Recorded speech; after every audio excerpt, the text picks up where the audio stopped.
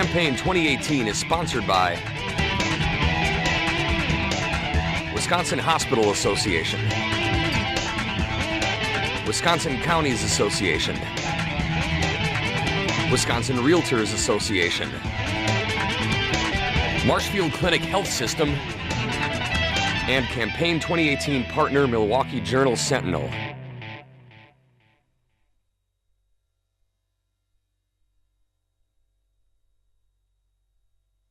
WisconsinEye is at the Marshfield Clinic interviewing Ken Driessen of Hayward. He's an independent candidate in the 7th Congressional District. Ken, welcome to WisconsinEye. Thank you, sir. Now, you are part of what you refer to as the direct participatory democracy movement. Can you explain that? Yes. Well, I thought about this for a lot of years, and I realized that we weren't really being represented, that it was the majority of the money rather than the majority of the people that were getting represented the way it is now. And so I figured, what can we do to solve this issue? And I believe that everybody in the district that's a registered voter should be offered the right to vote on the law and appropriation, and the congressman should enter the vote of the majority of the people that participate. And at first that doesn't seem really that important. There's 435 congressmen, and it seems like it's not going to mean much. But eventually, if the whole country goes this way, the people can have an actual voice and an actual say, rather than just having somebody that, quote, represents them, and then they do what the lobbyists tell them to do quite a bit. And I feel that a lot of needs and issues that we have as a nation and as people are not being met. Ken, is it a national movement? Well, it is just me right now. Direct democracy and participatory democracy you can find on the internet. But direct participatory democracy you really can't. But I believe to add those words is important, because you participate directly by being able to vote on the law and appropriation, and the congressman enters the vote of the majority, and that would be the vote of the district. Even if it was something that I didn't like, I swore that I would follow that. And so then if I was in Washington, D.C., happened to be elected, I know out of how many votes that they take over the 2-year period, that there's going to be at least one where I'm going to say, the people of the 7th District voted blah, blah, blah. But then that is true representation, and we don't really have that. We have people that decide that whatever they think on a lot of important issues, and they just do what they personally feel, and I think it's time for a change. And that's the reason you're not a Republican or a Democrat? Yes, that's the reason. That's the reason, and I actually, personally, I'm quite close to what Bernie Sanders said on a lot of issues and still saying, and I really like a lot of the Green Party principles, but I don't believe any party, right or left or anything, should be forced down the people's throat, or forced onto them. And with computers and with cell phones and stuff like that, it's the first time in human history that direct participatory democracy, real democracy, even a real republic, because a republic requires the majority to have a say. And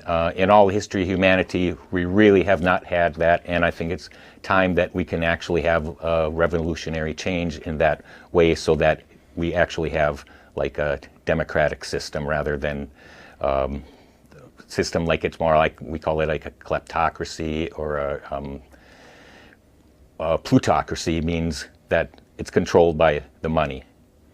What issue on, let's just pick one issue. What question on health care would you want the residents of the 7th District to vote on? So you would frame up the question on health care how?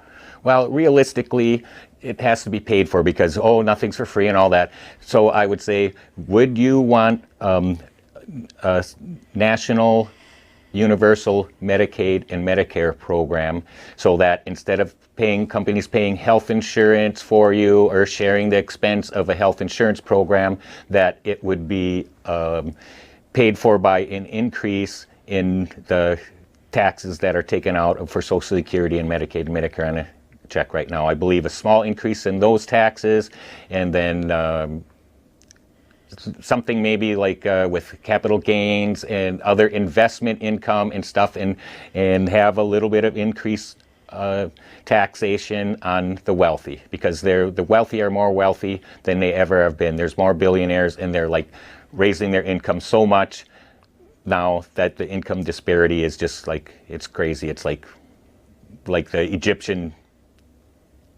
pyramids or something. You know, the king gets like this great big giant statue, and everybody else like pretty much is a slave. And How that's do you where define wealthy?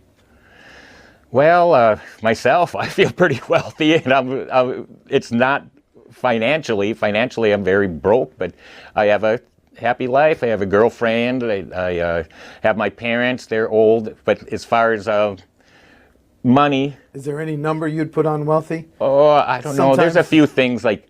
There's a national dialogue over $250,000 a year. Yeah, if you wanted to say, well, that would probably be maybe $1 million, though. I think if I have everything that I want, maybe I would want some kind of a summer home in Arizona and be a snowbird a little bit. It doesn't have to be that fancy, but have maybe a little place to camp in the winter when it's like 40 below or something like that. Okay. And then one reason why I would like a little more money than I have is because at a time I did own a house that I had designed and built, and it was more super insulated. And I had a windmill, and I was off grid. And so I could use a little more money for that. I don't think, like 200, I don't even think 100,000, like whatever.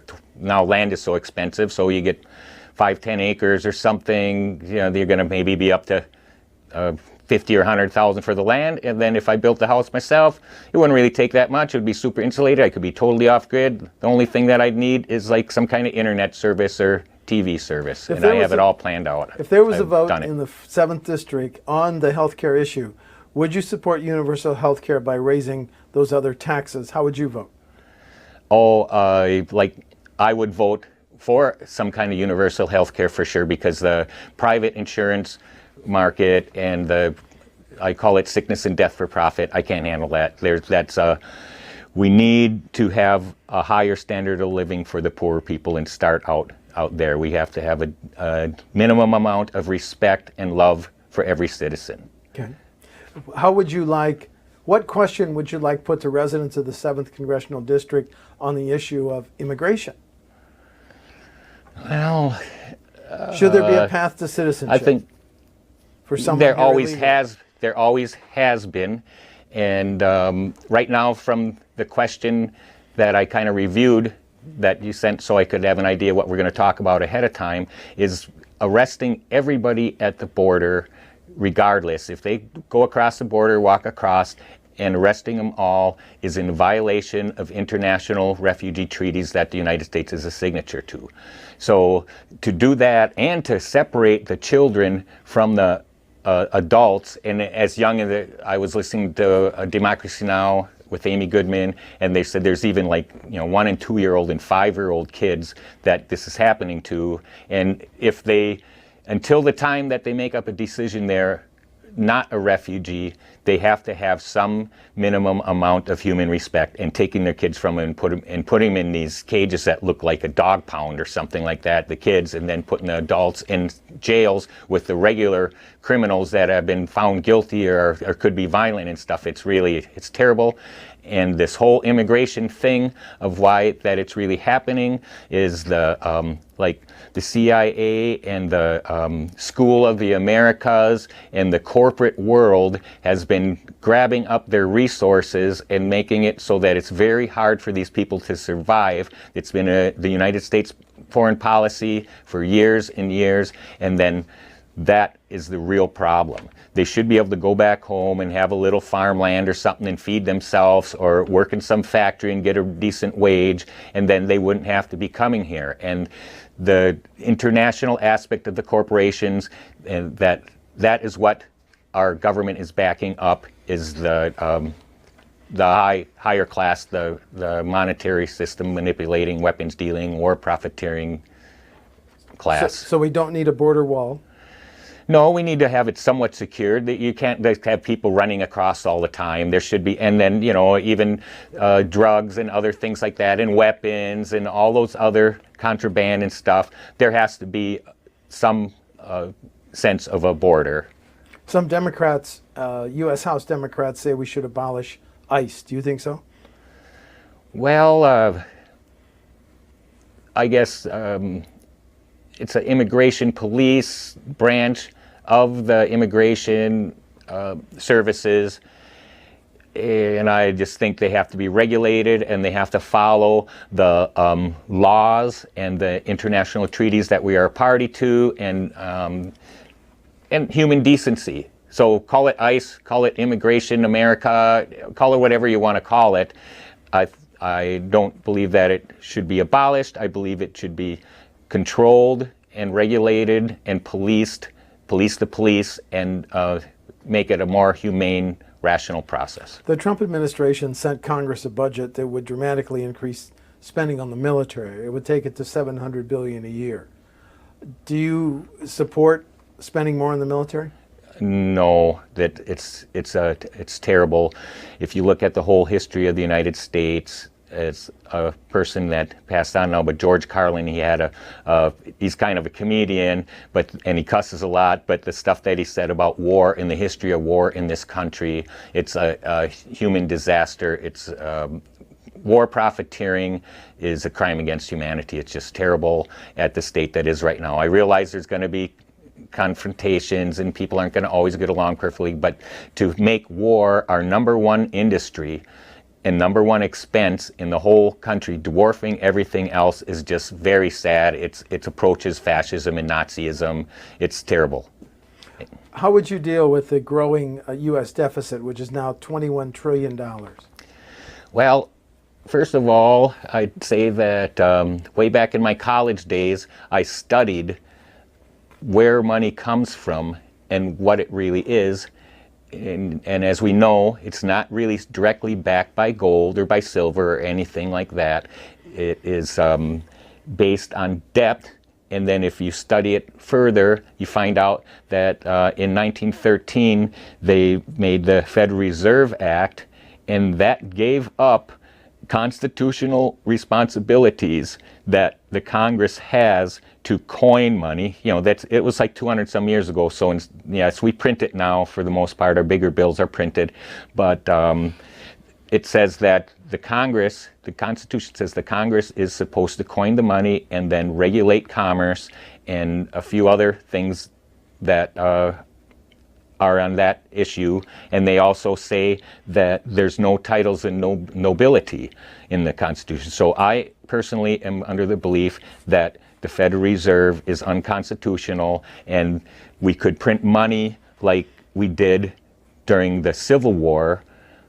Lincoln and the Congress back then started printing greenback dollars, and then they were just like Richard Wolff says. He's an economic philosopher, and he says that we should have money that's based on the value. So therefore, instead of loaning and borrowing money from this Federal Reserve entity, we could say, okay, this guy worked over here towards the defense, even if it's on a nuclear submarine or some healthcare issue or something that's serving the people.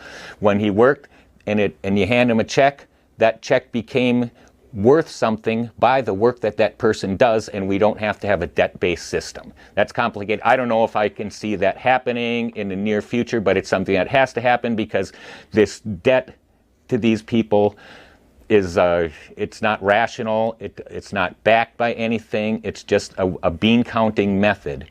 And because they didn't go work in the mines or something like I did for gold, or they didn't empty bedpans in a nursing home or do anything of worth in order to get that money that they loaned to us that we're indebted to. Do we need to change the Social Security system to help fight the national debt?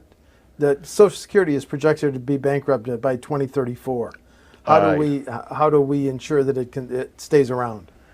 Well, yes, we could increase the limit on the taxes of the amount of wealth that you have to have in order to be put into it. So like I think it's like 120,000 now or something. It was 80. So then you can make that up to 250,000. So then people would still have to put a certain amount into the Social Security, and you could put other taxes on people that even make more money to tax it for the time being, because we're still in this debt-based economy. Yes. And I don't think we'll ever get out that. Even if we go in a value-based monetary system, I think taxes won't totally go away, but we can get tax relief through that, and we have to keep Social Security. Every civilized nation on the planet has some form of retirement for seniors and some form of Medicaid and Medicare for all. And if the rest of the world can do it, the United States can do it too. President Trump and other Republicans say climate change is not real. How big of a threat do you think climate change poses to the world? I believe that there is climate change, and that like the Arctic ice is melting and stuff like that. And the average temperature over the planet, I believe, is rising overall. I don't know how big of a threat that is. And then I do know that these progressives and stuff, normally people that I joined, the environmentalists and stuff, I believe that they got stuck into this one issue, and then their way of going about this issue is totally wrong, because you can't just stop oil from being drilled, and you can't stop mining, and you can't stop those kind of things without having a wide variety of things happen, like more insulation on houses, and in Europe they even have it. I don't know how they're actually working out. They have vacuum windows and stuff, so that they're as good at insulation as the walls of a house. You know, they got like R20 windows and stuff like that. And so then you could make it so that you don't need that much fuel. Like where I live now, my parents in their 80s, and I traveled all over the United States, and I worked all different kind of jobs, and now I'm kind of there taking care of them, and they love their house, and it's a beautiful house made in the early 70s. But we use over 500 gallons of propane a year, and we like keep the house closed up, and I have a fireplace that I burn to supplement it. So then that house needs to be more insulated, and then we'll use less fuel. So if you use 500 pounds of insulation in 1 year, you're going to save 500 pounds a year worth of fuel, and that's going to actually help if global warming is connected to the burning of fossil fuels and CO2, which I believe all scientists say that, and I can't see that it's that wrong. But then we have to have a program of efficiency and higher insulation and stuff like that. We can make cars that get over 100 miles per gallon. There's no way about it. I even have one. It only goes 25 miles an hour, but I built a little car, and then I drive it around with no license. I got Amish plates on it, and I get 100 miles per gallon. And I'm like, whatever you think, and I'm like, call me an old hippie or whatever, earth guy. But if I can do it, why can't industry do it? In light of mass shootings and school shootings, do we need to change our gun laws? Yes, I believe so, and I believe that the people that I met when I was canvassing for signatures, a lot of them, they'd let me know right off the bat. They'd look at me and say, well, I'm a Republican, don't you know? And I'd say, yeah, that's okay, but direct participatory democracy is not for one side or the other. We're like for the issues. And so then we'd start talking about it, and he asked, well, what do you think about gun control? And I'd say, an AR is named after Armalite and not an assault rifle. But it is come to be called an assault rifle. And what it is a semi-automatic rifle that in itself is no different than my grandfather's .308. And my dad is 86 years old, and he goes deer hunting, and he uses his dad's rifle, and you put a shell in it, you shoot it, boom, and then it shoots, and then it ejects the shell, and another bullet goes in there. And then, so we're not going to ban them. But these 30-round clips and these bump stocks and all those other accessories should be regulated in a way that they cannot be sold anymore, and the people that own them, they can have them in their house for their own home protection since they bought them before they were outlawed, and then maybe in certain cases take them to the rifle range if they get some special permit. But to have them go into like people that have known mental and violent problems and all that, there's a lot of issues we have to solve here, and I do believe that certain crimes should, just like they are now, your rights to bear arms can be taken away. And the Second Amendment says a well-regulated militia. And so then these Second Amendment guys that do not follow logic and stuff, and it's called a slippery slope. It's a logical fallacy. So then they say, well, if we take away bump stocks from us, then the next thing you know, my grandpa's BB gun is going to come and be taken away. So I think Republicans and NRA people, we can come to some kind of agreement on this gun issue and have it regulated so that it slows down these shootings. What's your position on the tariffs implemented by the Trump administration, ordered by the Trump administration? I think that's the wrong direction. Like as we were talking about earlier, is this national health care. That will mean that employers do not have to pay insurance for their employees because the government will take care of that. And so that is like a subsidy, and that will lower the price of the goods alone. That's just one issue. And then there's other issues and means that we can subsidize our industry, like in school, like have 16, instead of 12 years of education, have 16 years of public education. So we got a better educated workforce, so then we can get more efficient, and then we can properly compete and sell more stuff by something of helping our industry, which is legal subsidies. You know, there's in international trade treaties certain subsidies, they feel that's no good and you can get sued. But by educating your people and giving them health care, you're not going to get sued, and that's going to save a lot of money, and we'll be able to compete. Instead of tariffs, it's terrible. It's not going to work. If money in politics is a big problem, which I think you said it is, how are you going to finance any money for your campaign? Have you put? Are you going to raise any money? Are you going to put limits on where you take money from? There is right now, I haven't made up my mind yet, and I'm asking different people. I don't have a campaign manager as such, but people offer me advice and stuff all the time. But for now, I've been looking into a zero campaign finance. And with the internet and with writing to newspapers and with all different kind of methods of getting my message out, if people like my message, I don't need $1 million. I don't need a lot of money. If I can work on my message, get it out, and then also there's these PACs